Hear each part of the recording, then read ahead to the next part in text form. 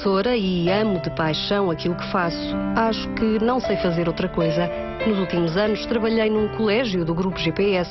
O que vivi ali representou um período muito difícil da minha vida.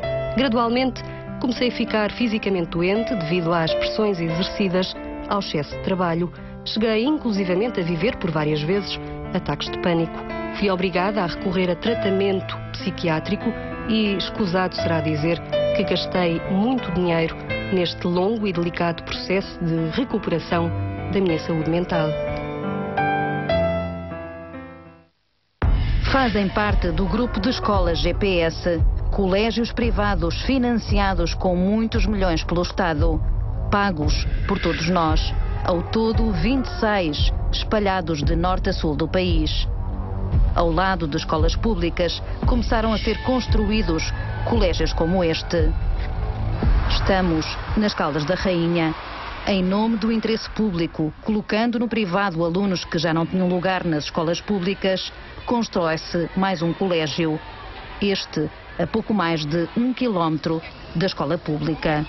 E no momento em que o colégio foi construído, possivelmente já não se justificaria a construção de uma escola. E o que aconteceu foi pior. Em vez de uma, construíram 2 colégios logo aqui no concelho.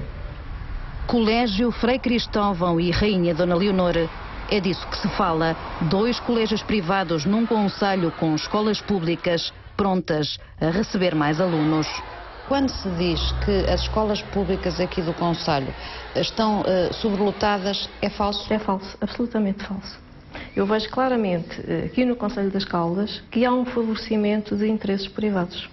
E, portanto, há recursos que estão subaproveitados. Corta-se na escola pública, transfere-se para o privado. Sente esse favorecimento mesmo nessas reuniões de ADREL? Claro, sinto.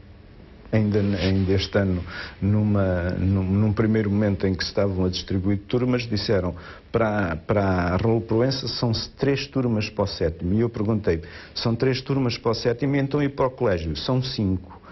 Mas isso dito de uma maneira quase envergonhada. E a seguir, quando foi necessário fazer conta, já não eram 5 turmas para o colégio, já eram 6. Estamos a falar de um grupo poderoso, este detentor destas escolas privadas, nomeadamente o grupo GPS. Um grupo poderoso e com influências, não tenho grandes dúvidas, tanto na área, principalmente na área dos partidos que estão no poder.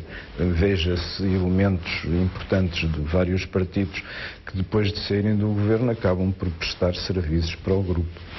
E acha que isso tem influenciado? Claramente.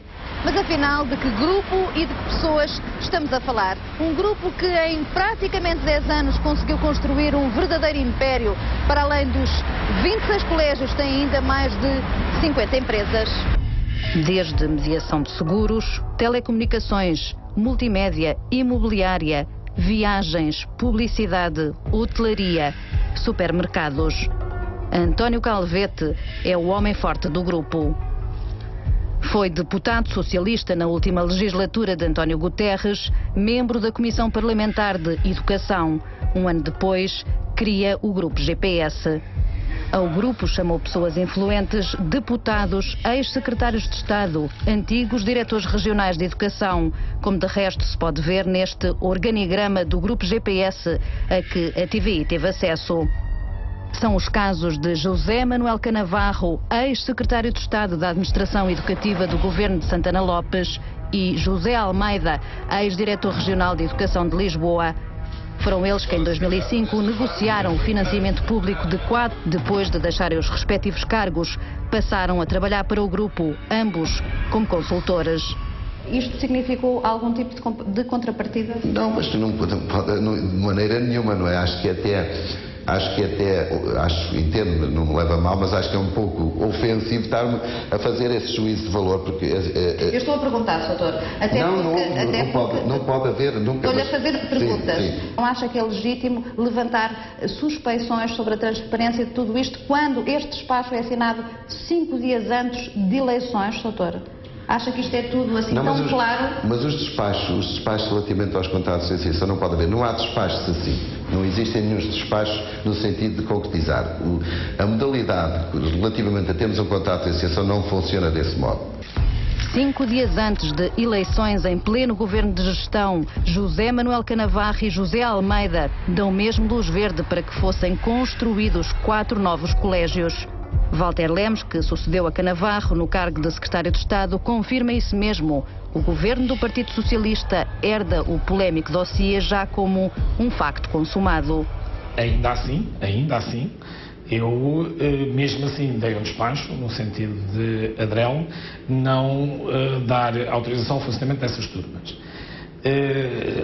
Sei que vim a saber muito mais tarde que esse meu despacho não chegou a ser cumprido, porque foi considerado que aqueles contratos de associação já estavam em execução e já tinham sido assinados para Adrel, face à autorização que já existia anteriormente e que era naturalmente legítima, vinha de fonte legítima, tinha sido o anterior secretário de Estado que tinha despachado. Walter Lemos estranhou os timings do despacho e a pressa de um governo de gestão em financiar escolas que ainda não tinham instalações. Eram escolas que ainda não tinham existência legal e, portanto, se não tinham existência legal, em princípio não podia existir contrato de associação com uma escola que ainda não tinha existência legal.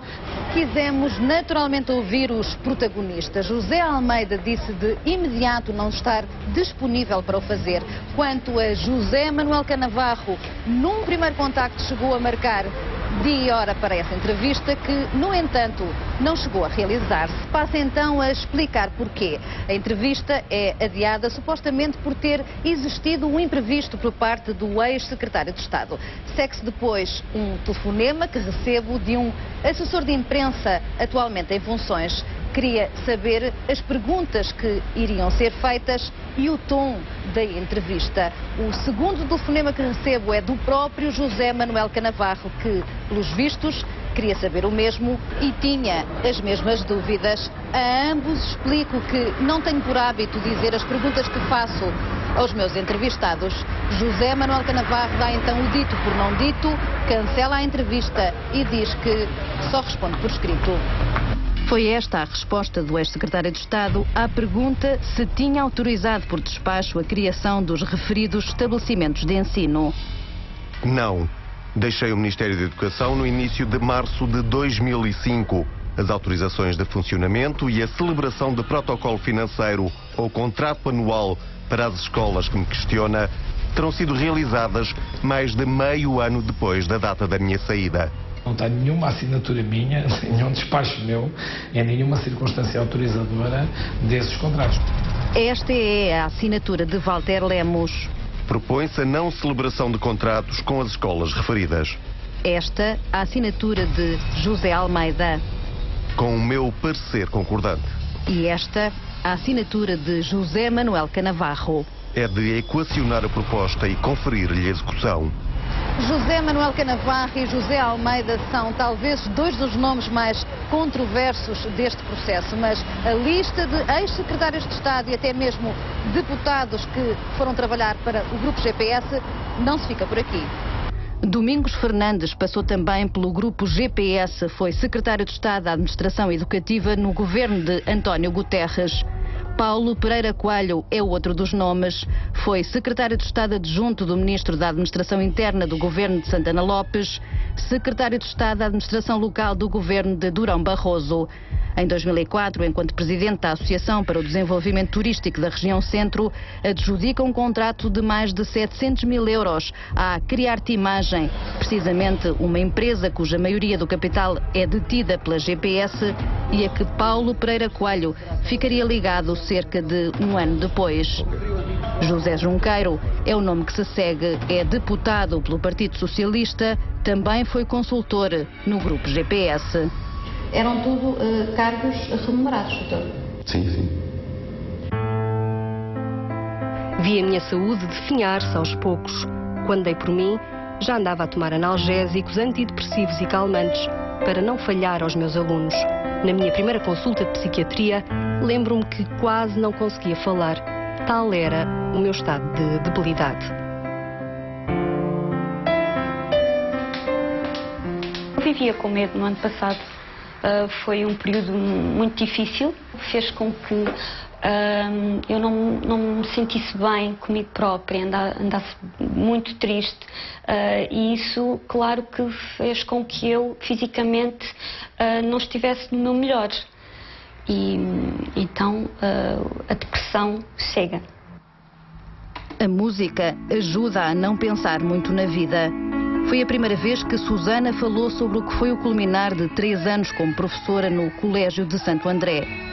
Em agosto foi despedida, ela e mais 6 professoras. As pessoas não estavam à espera de ser despedidas, foram despedidas naquela reunião, à frente de toda a gente, sem nenhuma explicação prévia, ficaram sem trabalho naquele dia. Há muito que se vive com medo nestes colégios. Declarações como esta ou esta circulam pelos colégios do grupo. Aos professores é pedido para assinarem o que todos sabem ser ilegal. Conhece certamente este documento. O que é que isto quer dizer? Nós concordaríamos em que autorizarmos uma carga horária de trabalho superior ao que é definido por lei. Há um medo geral de não assinar essas declarações. A maioria das pessoas assina porque tem medo. Mas eu alguma vez ameacei ou ameaçaria alguém? Isso é uma coisa completamente estapafúrdia. Completamente. Gostava que visse para poder atestar. São estas as que circulam? Sim, são as coisas. Porque não quer ver as outras? Não. É que são diferentes, mas dentro do mesmo género. Sim, mas não vale a pena estar a ver. Conhece? Conheço. Muito bem. Acha que isto é legal? Eu não sou jurista, não sei se é legal. Agora, eu acho... O doutor devia saber, como responsável por estas escolas, devia saber o que é que deve ser praticado dentro da legalidade ou não. E estamos convencidos que isso está dentro da legalidade. De norte a sul do país, em todos os colégios, fala-se em ambiente de intimidação. Como é que foi apresentada essa declaração? Eu fui aos berros.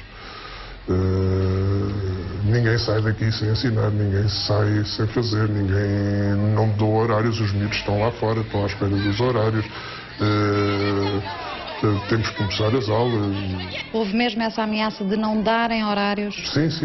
Caso não assinassem? Caso não assinassem, não tinham horários, estavam despedidos. Vivem-se momentos de grande tensão, de grande incerteza. Há pessoas que têm, em vez das 22, têm 24, têm 26 horas e recebem 22 ou recebem 23, mas trabalham 26 ou 27, quer dizer... O doutor vai assinar esta declaração? Não. Assente essa pressão, esse clima de intimidação até? Sinto. O doutor não vai assinar este documento? Não. Daquilo que eu tenho conhecimento, nenhum professor assinou ali na escola, nenhum professor assinou essa declaração. Mas, mesmo assim, eles implementaram esses horários. Os professores estão a ser obrigados a cumprir esses horários.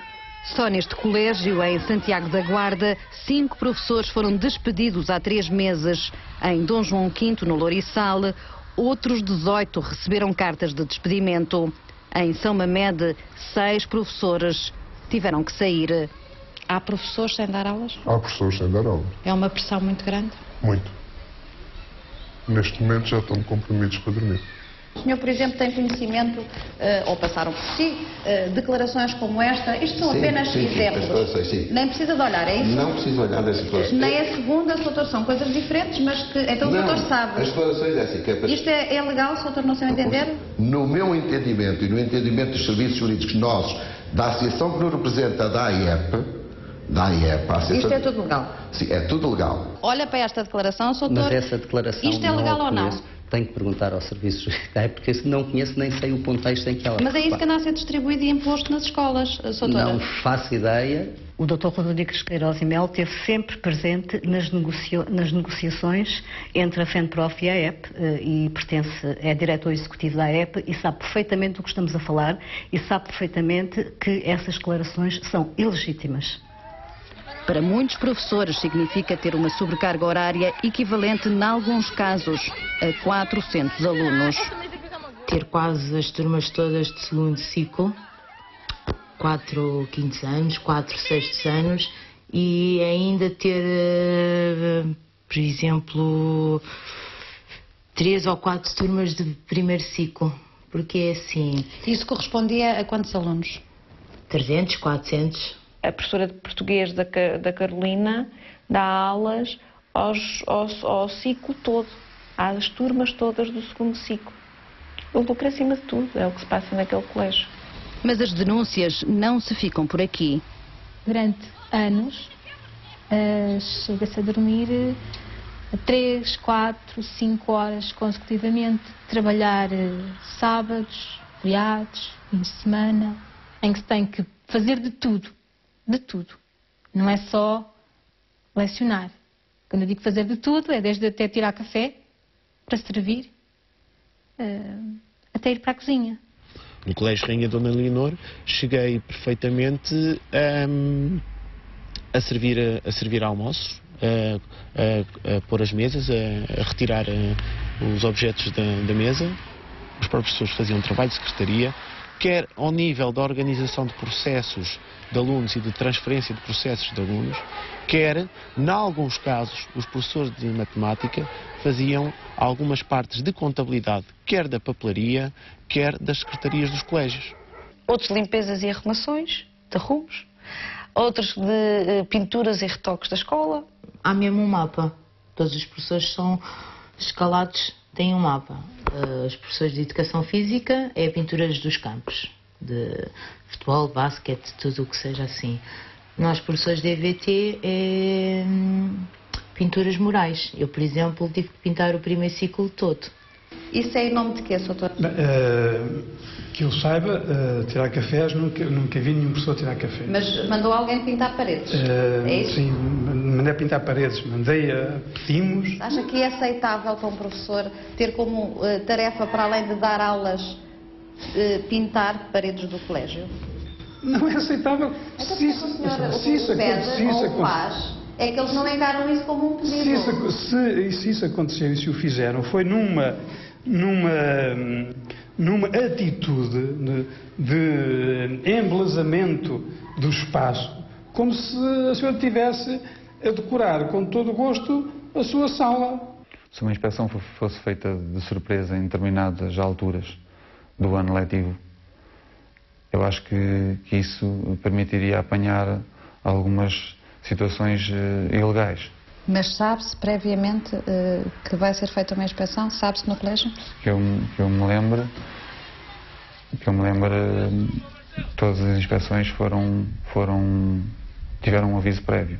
Neste momento não sabemos se estão a fiscalizar. Também já pedimos por 2 vezes uma reunião com o Inspetor-Geral de Educação e Ciência sobre esta matéria. Até à data ainda não obtivemos qualquer resposta. Foi o caso de uma denúncia feita pela mãe de um aluno do Colégio de Santo André. Filmou portas de emergência fechadas a cadeado e fez chegá-las às mãos da inspeção. Porque eu acho que não há desculpa possível para num colégio as portas de emergência estarem fechadas. Passado pouco tempo voltei a ir ao colégio, aquilo preocupou-me imenso. E voltei a perceber que afinal elas não estavam ocasionalmente fechadas. Elas estavam fechadas, mantinha-se isso, e eu achei que sou mãe, e além da segurança dos meus filhos, preocupam-me os outros, como é evidente, e decidi filmar. 6 meses depois da denúncia, a situação mantinha-se. Manteve esta situação durante muito tempo. Porquê? Não sei se estavam fechadas, não sei porque... Doutor, fechadas a cadeada, o doutor tem que ter conhecimento disso. Sim, havia algumas portas fechadas, porque são portas que facilmente se abrem durante a noite e são fechadas dessa forma, não é? E acha isso normal? A segurança, doutor, estamos a falar de pôr em perigo 900 e tal alunos, doutor. O que é que disseram à Inspeção-Geral? Não sei. E fica sempre uma dúvida no ar. Será que a inspeção é feita com toda a imparcialidade que era necessária nestes casos? Não sabemos. Sinto-me muito doente. Não sei bem quando me comecei a sentir assim. Nesse colégio cheguei a ter mais de 10 turmas, quase 300 alunos à minha responsabilidade. Para quem é professor, penso que sabe exatamente daquilo que estou a falar, do desgaste, da angústia, do medo de falhar, do que ainda estou a viver. Voltamos às Caldas da Rainha. Nas escolas públicas, luta-se pela sobrevivência. Só em Caldas, 90 professores chegaram a estar com horário zero. Em todo o concelho, chegaram a ser 140. Eu fui indicado para horário zero, ou seja, pela primeira vez, tenho 19 anos de serviço, pela primeira vez vi-me obrigado a concorrer ao concurso de mobilidade interna. Depois de tantos anos de serviço, isso é uma situação humilhante. Os privados a encherem-se, a escola pública a perder alunos. Tem sido assim e, pelos vistos, assim continuará.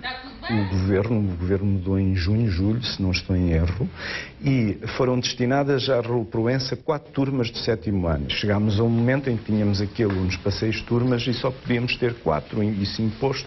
Então, chegámos a um momento em que eu pedi autorização, uma autorização especial para, em vez de 4, ter 5 turmas. Foi-me negada perentoriamente e rapidamente essa possibilidade. O colégio obteve a autorização especial que nós não obtivemos para ter uma turma a mais que aquilo que estava previsto no meio de agosto. Os números confirmam isso mesmo. Nos últimos 5 anos, a escola pública em Caldas da Rainha perdeu mais de 500 alunos. Os colégios privados ganharam 514. Quantas turmas é que estão a funcionar neste momento? Neste ano letivo temos 39 turmas. Poderia abranger mais quantas turmas? Mas nós poderíamos chegar às 45 turmas. Escola Rafael Bordal Pinheiro, outra das escolas públicas das Caldas da Rainha. O retrato do que deveriam ser todas as escolas do país. Aqui foram investidos mais de 10 milhões de euros. A velha escola deu lugar a uma escola moderna, com espaço para as artes, oficinas de mecânica automóvel onde os próprios alunos construíram este carro, salas com computador, 355 em toda a escola. Os velhos laboratórios deram lugar a 4 novos e uma sala de preparação laboratorial, todas com equipamento topo de gama. Laboratórios deste, com uma turma de Ciências e Tecnologias, acho que é um desperdício. É evidente que as opções são de quem decide a rede escolar e quando me fala em transferência do público para o privado ou vice-versa, são decisões que são tomadas por quem de direito.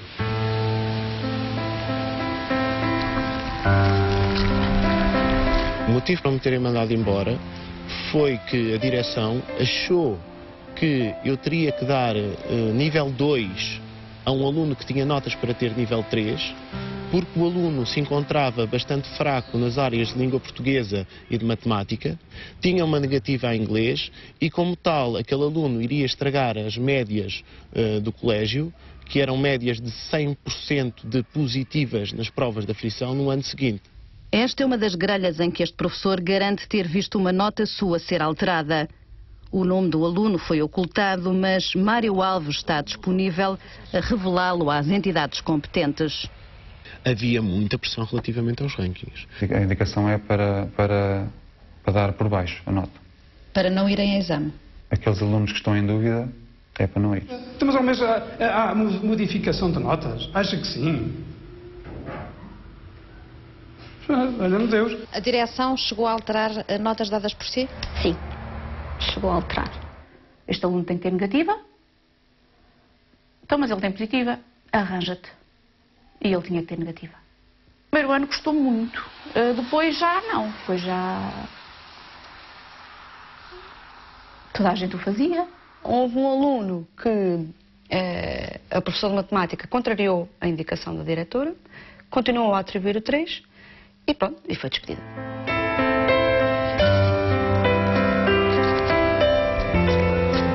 O que fizeram ao meu filho foi cortar-lhe as pernas neste momento. Quando eu lhe tive que dizer, o João depois simplesmente começou a gritar do outro lado a dizer que não queria sair do colégio. Aos gritos, eu não saio daquela escola, eu não saio daquela escola, eu não vou para mais nenhum. O filho é o João. Esteve do 5º ao 9º ano no colégio privado Rainha Dona Leonor. A poucos dias de começarem as aulas, telefonaram do colégio a dizer que não tinham lugar para ele. Excluíram o João, que era um aluno não de rankings, um aluno que passa com negativas e um aluno mais fraco, não é? Porque o João fazia parte, faz de conta que era o lixo. Escolheram os melhores. Um a um vão chegando para uma reunião que promete ser longa. O movimento chama-se Em Defesa da Escola Pública no Oeste. Hoje fala-se precisamente dos custos das escolas públicas e dos colégios privados. Só nós, no agrupamento de escolas Raul Proença, temos 100 alunos com necessidades educativas especiais. No Colégio Rainha Dona Leonor tem 0. Implica professores especializados, implica materiais específicos, materiais diferentes, materiais adaptados, implica computadores adaptados. Em causa, 2 estudos divulgados recentemente. O primeiro, do Tribunal de Contas, referente ao ano letivo 2009-2010, concluiu que cada aluno custa por ano numa escola pública mais 4.921 euros do que num colégio com contrato de associação. O segundo estudo, pedido pelo Ministério da Educação e que inclui já os cortes salariais e os efeitos dos novos programas curriculares, baixa esse valor para 4.011 euros. Porquê que o Estado insiste? Que interesses é que estão por trás disto? O que é que há por trás que faz com que se continue a financiar um colégio que está aqui a duplicar rede e a duplicar a despesa? Então o exemplo mais flagrante que nós encontramos aqui é quarta-feira à tarde, não é?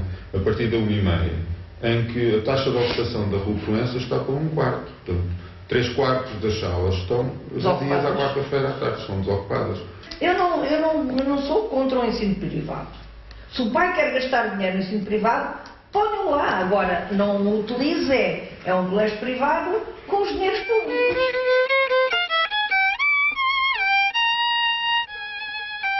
Chamo-me Luciano Diniz, sou professor de Educação Musical, fui agricultor até aos 24 anos, portanto tinha nessa altura a 4ª classe. E depois resolvi e concluí os estudos e as licenciaturas, enfim, sou professor efetivo de música. E foi já como professor de música que Luciano Diniz passou por 2 dos colégios do grupo, Miramar e Santo André. Foi um choque, porque logo de início o colégio arrancou sem nada, quase sem móveis, quase sem materiais. Uma escola para arrancar tem que estar devidamente fiscalizada e operacional para funcionar corretamente, não pode ser sem os materiais necessários. Essa contenção de despesas é mais do que visível e quando gastam, não gastam para resolver o problema, gastam para remediar. Havia 2 videoprojetores para toda a escola. Tinha que ser requerido com muito tempo de antecedência. Para quantos alunos? Para 1000 e tal alunos. Eu cheguei a dar aulas de quispe vestido, é um bocado ridículo estar a dar aulas de educação visual, não é? Que de compasso no quadro, quando havia compasso, porque às vezes nem isso havia, não é? De quispe vestido com temperaturas negativas e os meus alunos estarem de mantas polares. Havia 2 computadores para desenrascar, basicamente, era a palavra. Em termos de impressoras, e também era complicado, as impressoras foram diminuindo à medida que o tempo ia passando, exatamente por causa da crise e por causa dos tinteiros serem caros e por aí adiante. Eu, por exemplo, já imprimia as coisas em casa. Para se fazer um curso de mecânica, tem que haver oficina, tem que haver material para os miúdos trabalharem na parte mecânica. São os cursos do PRODEP. Esses cursos são financiados pelo Estado. Só que até hoje nunca vimos uma oficina montada na escola à conta desse dinheiro. Quer dizer, não havia para a escola, mas todos os dias a direção chegava com um carro diferente, o dinheiro tinha que ir para algum lado. Manuel António Madama é de quem se fala, o diretor da escola de São Mamede, proprietário de mais de 80 carros, como se pode ver nesta listagem a que a TVI teve acesso. O filho, António Madama, também importante na hierarquia do grupo, tem em seu nome pelo menos 17. Só este ano, o grupo GPS recebeu do Estado qualquer coisa como 25 milhões de euros, pagos por todos nós. Cada turma recebe do Ministério da Educação 85 mil euros. Valores que obrigatoriamente têm de ser publicados em Diário da República. A verdade é que as transferências de 2010 e 2011 não foram publicitadas, levando mesmo há poucos dias o Tribunal de Contas a pedir explicações ao Ministério da Educação. Nós classificamos isto como falta de transparência e, se calhar, alguma coisa a esconder. Para se ter uma ideia dos valores envolvidos em cada um dos colégios, só para Santo André este ano foram qualquer coisa como 3 milhões de euros, correspondente ao financiamento de 37 turmas. Tendo como base esta lista de vencimentos, sabe-se que, por exemplo, o Colégio Santo André gastou nesse ano com professores cerca de 112 mil euros ilíquidos, ou seja, 1.300.000 ao final de um ano. Dos 3 milhões financiados pelo Estado, sobra mais de 1,5 milhões. Em Santo André, houve quem quisesse saber para onde vai tanto dinheiro. Essa foi uma das questões que foi colocada em cima da mesa mais premente, porque nós sabemos que eram atribuídos cerca de 2 milhões e meio de euros às 30 turmas que eram subsidiadas no colégio, mas... o dinheiro nunca chegava para tudo, pelos vistos. Estávamos em 2011. Nas ruas, os colégios movimentavam-se contra o corte dos financiamentos pelo governo socialista. Ana Conde pedia apenas transparência nas contas. Eu, para me sentir confortável de mobilizar os pais para uma determinada ação, tinha que estar... a falar das manifestações. Das manifestações, tinha que estar confortável em saber quanto é que realmente custava, quanto é que realmente o colégio recebia e fazer então as minhas contas e mostrar aos pais que ensino particular recebe X, o nosso colégio recebe X, tem encargos Y e no verso ensino público que há Z. Por parte da direção do colégio foi o silêncio, a falta de resposta. Sim, não houve resposta transparente sobre esses números. Eu espero que os portugueses e as pessoas que nos estão a ouvir fiquem chocadas, porque estes colégios, nomeadamente os colégios com contrato de associação, são financiados com dinheiros que vêm do Estado, do Orçamento de Estado, logo pago por todos nós contribuintes. E, portanto, acho que todos devem saber o que se passa e exigir explicações em como é que o seu dinheiro está a ser aplicado. Havia muitas perguntas a fazer ao Inspetor-Geral da Educação, ao Secretário de Estado do Ensino, João Casanova, e ao Ministro da Educação, Nuno Crato. Nenhum deles mostrou disponibilidade para o fazer. Escrevo esta carta porque ainda continua a ser bastante doloroso lembrar esta etapa da minha vida. A verdade é que não me sinto ainda preparada, psicologicamente, para falar sobre tudo isto. Acredito que o meu caso não seja único e que muitos se poderão identificar com a minha história. Tudo isto aconteceu no Colégio Rainha Dona Leonor das Caldas da Rainha.